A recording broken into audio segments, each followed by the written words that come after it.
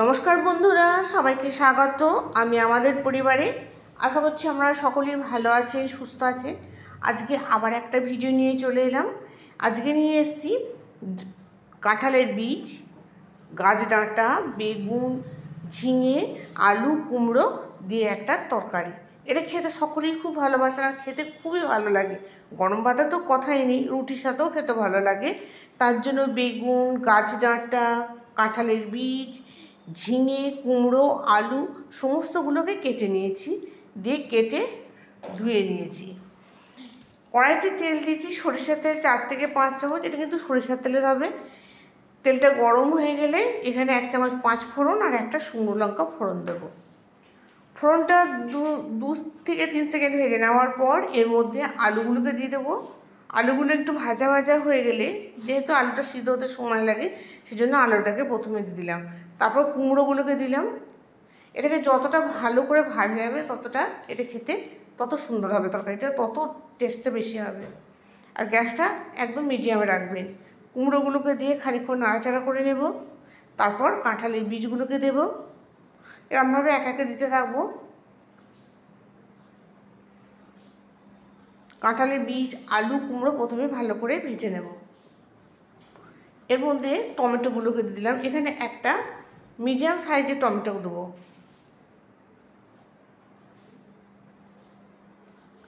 একটু ভাজা ভাজা হয়ে গেছে। এর মধ্যে তারপর ডাঁটাগুলো দিয়ে দেবো। আর ঝিঙে আর বেগুন যেহেতু নরম, সেই জন্য এগুলিকে শেষে দিয়ে নাড়াচাড়া করব। আর এখন তো গাছটা একদম কচি কচি নরম, একদম খুব তাড়াতাড়ি সিদ্ধ হয়ে যায় আর খেতেও খুব মিষ্টি। এর মধ্যে পরিমাণ মতো লবণ দিলাম আর দিলাম চিনি। যেহেতু ডাঁটার তরকারি একটু মিষ্টি মিষ্টি না হলে ভালো লাগে না। আর দিলাম হলুদ গুঁড়ো দিয়ে ঢাকা দিয়ে এটাকে খানিকক্ষণ কষিয়ে নিলাম। দেখুন কিছুক্ষণ পর বেগুনগুলো ঝিঙে দিয়ে দিয়েছি। এবার এটা নরম হয়ে গেছে। বেগুন ঝিঙেটা দেওয়ার পরে ঢাকাটা দিয়ে দেবেন, দিয়ে আরও খানিকক্ষণ ভেজে নেব।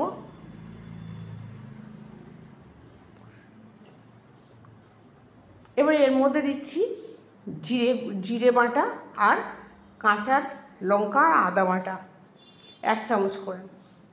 আর দেব সর্ষে বাটা 3 চামচ আর পোস্ত বাটা 3 চামচ। পোস্ত বাটা যেগুলো, সর্ষে বাটাটা দিয়ে দিলাম 3 চামচ। এনে পোস্ত বাটা দিয়ে দিলাম, দিয়ে আরও খানিকক্ষণ কষিয়ে নেব।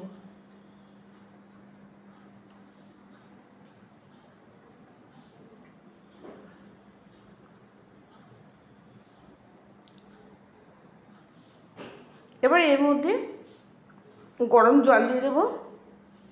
যেহেতু সবজিগুলো নাড়তে নাড়তেই সিদ্ধ হয়ে গেছে অনেকটা, সেই জন্য খুব বেশি জল দেবো না। আর এটা তো ঝোল ঝোল হবে না, এটা মাখা মাখা তরকারি হবে, সেই জন্য জলটা অল্পই দেবো।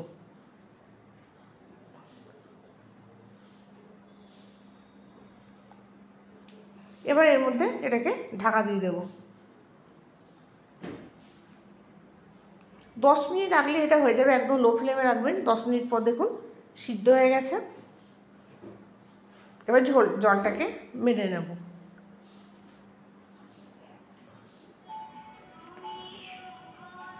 এবার এটাকে দেখুন সব সিদ্ধ হয়ে গেছে। কাঁঠালের বীজ, আলু, কুমড়ো, বেগুন সব সিদ্ধ হয়ে গেছে। এবার এটাকে নামিয়ে নিয়ে এবার এটাকে ফোড়ন দেব।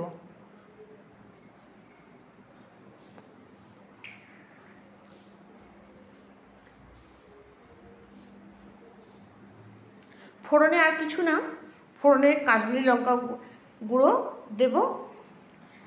খানিকটা বড়ি ভেজে নিলাম, ওই তেলে কাশ্মীরি লঙ্কা গুঁড়ো আর একটা শুকনো লঙ্কা দিয়ে এটা ফোড়নটা দিলাম। দেখুন এটা হয়ে গেছে। এবার নামিয়ে নেব। নামিয়ে নিয়ে বড়ি গুঁড়োগুলোকে ছড়িয়ে দেবো। আমি মানুষই এবার বড়িগুলো ভেঙে দিয়ে দিলাম।